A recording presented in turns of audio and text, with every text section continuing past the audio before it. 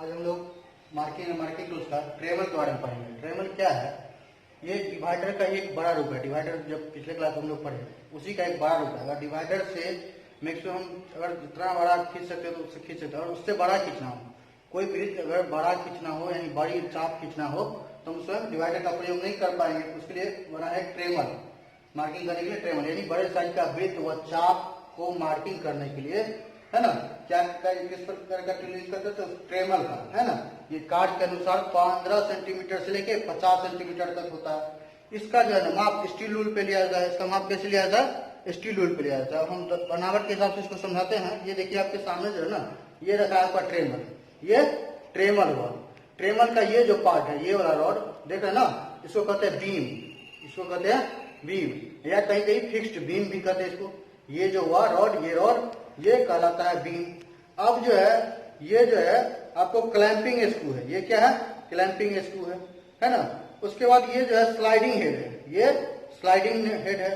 और ये जो है फाइन एडजस्टमेंट नॉट है। ये जो देख रहे हैं आप, फाइन एडजस्टमेंट नॉट, यहाँ इस बीच में जो लगा है नॉट, ये क्या है? Fine adjustment not. ये जो है फाइन एडजस्टमेंट स्क्रू।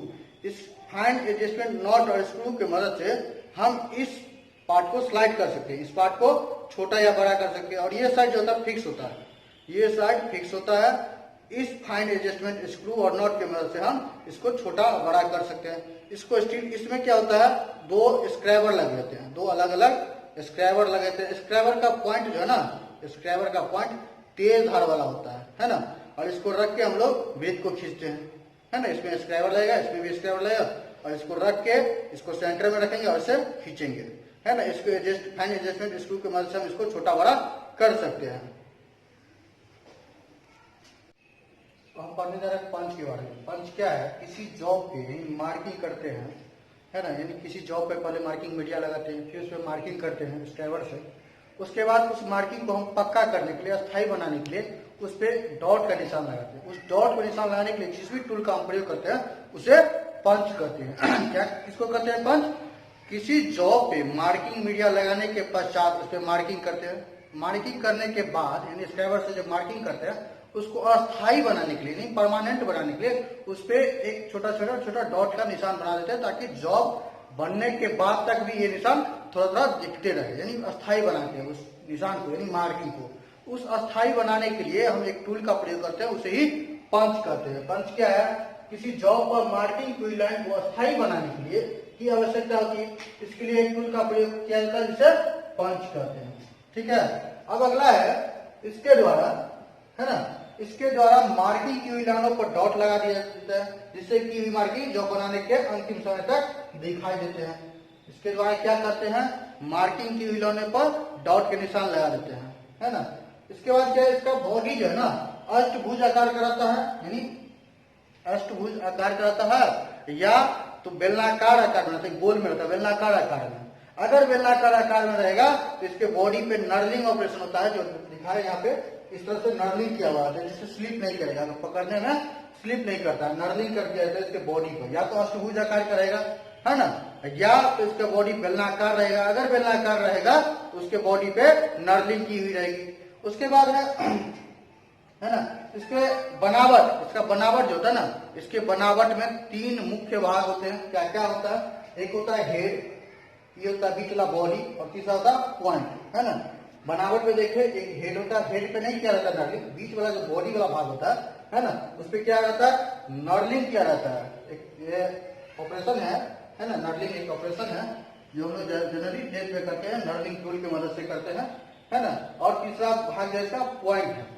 यह किस चीज का बना होता है? किस मेटल का बना होता है? कई बार पूछा गया है कि पंच किस चीज का बना होता है, तो हाई कार्बन स्टील का बना होता है, HCS मेटल, यानी हाई कार्बन स्टील का बना होता है। और इसके पॉइंट को, है ना, इसके पॉइंट, ये जो पॉइंट है, इसके पॉइंट को क्या कर दिया जाता है? हार्ड व टेम्पर, है ना।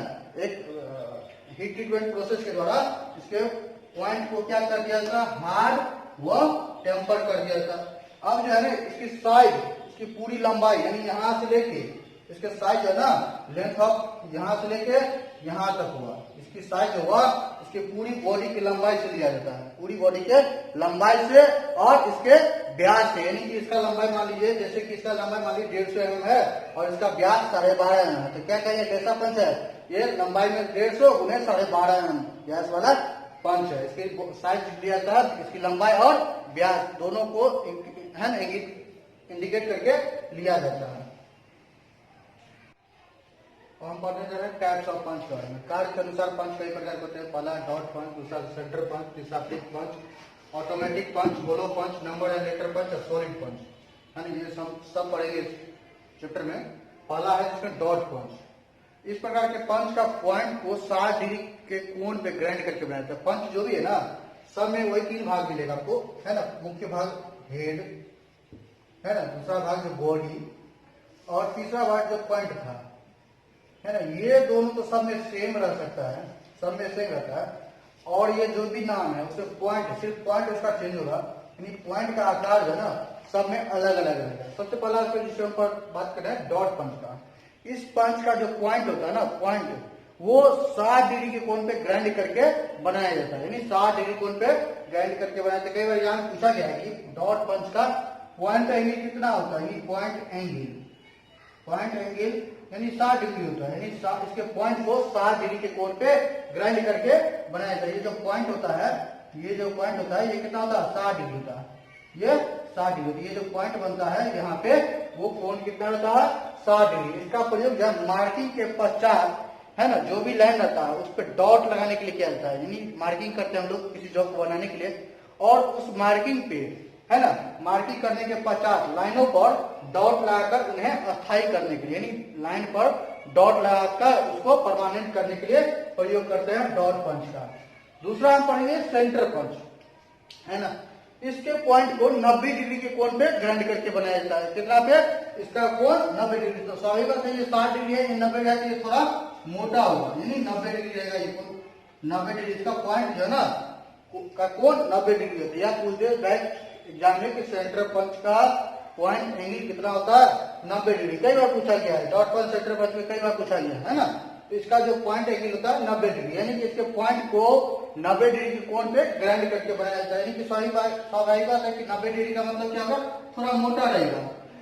इसका प्रयोग कहाँ पे करते हैं, तो इसका मुख्य प्रयोग ड्रिल होल करने के लिए, उसके सेंटर पॉइंट, है ना, की पंचिंग करने के लिए किया था। जहां पे ड्रिल करना है, जहां पे जिस जॉब में हम कहीं पे ड्रिल करना है, उसको सेंटर ड्रिल जहां पे करेंगे उसको सेंटर पॉइंट को, है ना, पंचिंग करने के लिए हम लोग करते हैं, सेंटर पॉइंट को पंचिंग करने के लिए करते हैं, ताकि ड्रिल का जो वेब हो वो आसानी से जगह स्टे करेंगे। सेंटर पंच से ड्रिल वाला पार्ट को हम पंच करेंगे तो क्या होगा, वो थोड़ा ज्यादा मोटा होगा पंच, क्योंकि इसका कोण 90 डिग्री होता है, और ज्यादा मोटा होगा तब उसमें ड्रिल का वेब आसानी से बैठ सकेगा, जिससे जो है ना होल इधर से उधर नहीं होगा और ड्रिल सही में एकदम सेंटर में होगा, है ना। तो जहां पे ड्रिल करके छेद करना रहता है वहां उससे पहले, यानी सेंटर पंच का से होल किया जाता है, डॉट लगाया जाता है। सेंटर पंच से ड्रिल के करने वाली जगह पे पहले डॉट लगाया जाता है सेंटर पंच से। इसका पूछा गया कई बार एग्जाम में, इसका पॉइंट एंगल कितना होता है, तो 90 डिग्री। सेंटर पॉइंट का पंच का कितना होता है पॉइंट एंगल, तो 90 डिग्री।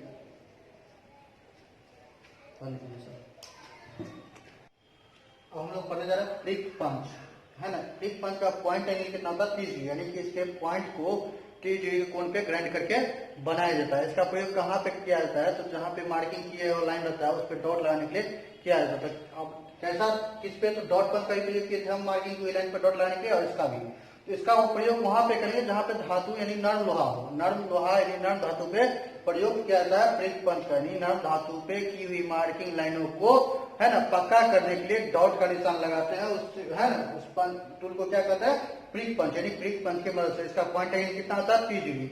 नर्म लोहा में कैसा कैसा लोहा पे, जैसे पीतल पे पंच करना हो, यानी तांबा पे, एल्यूमिनियम पे, इस पे अगर की हुई मार्किंग लाइन को अगर हमको परमानेंट बनाना है या स्थायी करना है तो हम लोग प्रिक पंच का प्रयोग करते हैं। इसका पॉइंट एंगल कितना होता है, कई बार यहाँ इसका भी पूछा गया कि point angle of prick punch तो कितना होता है, 30 degree. Point angle equal to 30 degree, यानी इसके पॉइंट को 30 डिग्री के कोण पे, है ना, बनाया जाता है। यानी इसका पॉइंट जो है ना थोड़ा ज्यादा नुकीला रहेगा, यानी इसका कोण जब 30 डिग्री रहेगा, है ना।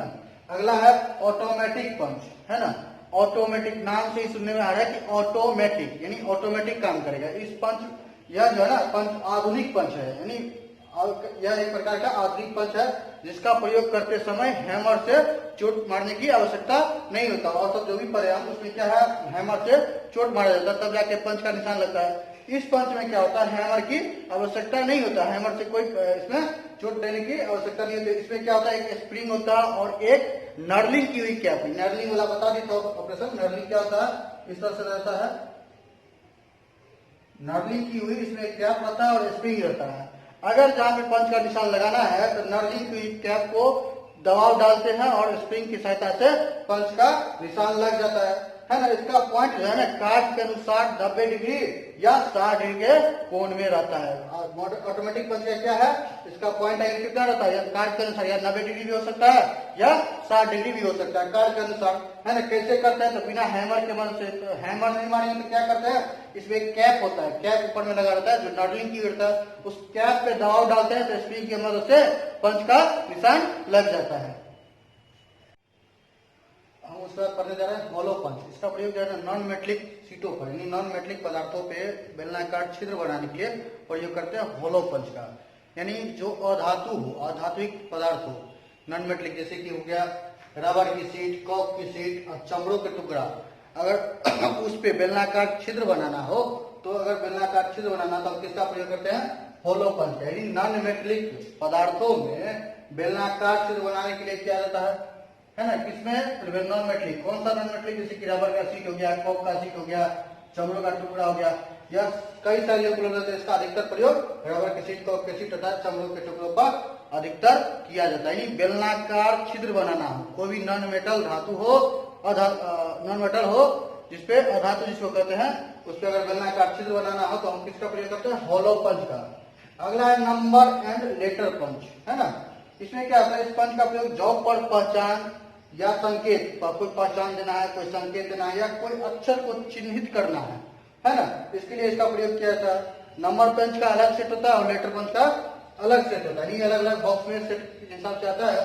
नंबर पंच जो होता है, देखिएगा इधर नंबर पंच में, नंबर पंच का आपको 0 का, 1 का, 2 का, 3 का, 4 का, 5 का और 6 का, 7 का, 8 का और 9 जो हो जाता है ना, वो 6 वाला ही 9 का काम करता है। तो टोटल कितना होता है, 6 3 9 की संख्या नंबर पंच में कितना होता है, 9 को होता है। 9 को पंच होता है, नंबर पंच के सेट लीजिएगा जिसमें 9 को होगा, 0 1 2 3 4 5 6 7 8, है ना।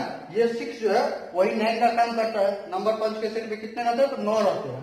और लेटर पंच में आइएगा, है ना, लेटर पंच में इसमें नंबर ऑफ कितना रहता है, सेट में कितना रहता है, तो 27 को रहता है ना। ए से लेकर जेड तक तो 26 हुआ, ए से लेकर जेड तक, ए टू जेड 26 हुआ, और प्लस एक जो होता है एंड का सिंबल होता है, एंड का सिंबल होता है जो 1 होता है, तो टोटल इसमें 27 का सेट आता है। लेटर पंच में क्या होता है, ए से लेके अंग्रेजी के कैपिटल अक्षर में ए से लेके जेड तक रहता है, और 27वां जो होता है एक एंड का सिंबल होता है, ये एंड का सिंबल, ये एंड का सिंबल, एंड का सिंबल होता है। इसमें एम और डब्ल्यू एक ही नहीं रहता, अलग अलग रहता है, एम का अलग रहता है, डब्ल्यू का अलग रहता है। यानी किसी भी जॉब पे, बने हुए फिनिश जॉब पे या जॉब बनाने से पहले उसमें कोई अक्षर लिखना है, कोई नंबर लिखना है या कोई संकेत देना हो, तो उसके लिए हम लोग नंबर एंड लेटर के पंच का प्रयोग करते हैं। उसके बाद सॉलिड पंच, रिवेटिंग कार्य करते हैं, जो मतलब धातु के सीट का कार्य करता है, जैसे देखते रहिएगा हम लोग, रिवेटिंग करता है, कोई जो धातु सीट का कार्य करता है उसमें रिवेट बना डालने से पहले उसमें छेद करना पड़ता है, फॉलो करना पड़ता है। तो धातु सीट में रिवेटिंग छिद्र बनाने के लिए, जिसमें रिवेट हम डालेंगे उसमें छिद्र बनाने के लिए, होल करने के लिए सॉलिड पंच का प्रयोग करते हैं। सॉलिड पंच से क्या होता है, उसमें होल हो जाता है, अतः उसमें हम लोग रिवेटिंग लगाते हैं। यानी कि देखते हुए जहाँ चदरा का कार्य करता है, चदरा का सीट का क्रम गोदरेज जिसको बनाता है, वहां पे रिवेटिंग करता है। रिवेटिंग करने से पहले क्या, चदरा ऑलरेडी पहले से नहीं कर रहा था, उसमें छिद्र नहीं किया जाता है, उसमें पहले हॉलो पंच, सॉरी सॉलिड पंच उसमें पहले होल किया जाता है, तब उसमें रिवेटिंग करके डाल के रिवेट किया जाता है। तो रिवेटिंग कार्य में सॉलिड पंच का प्रयोग होता है।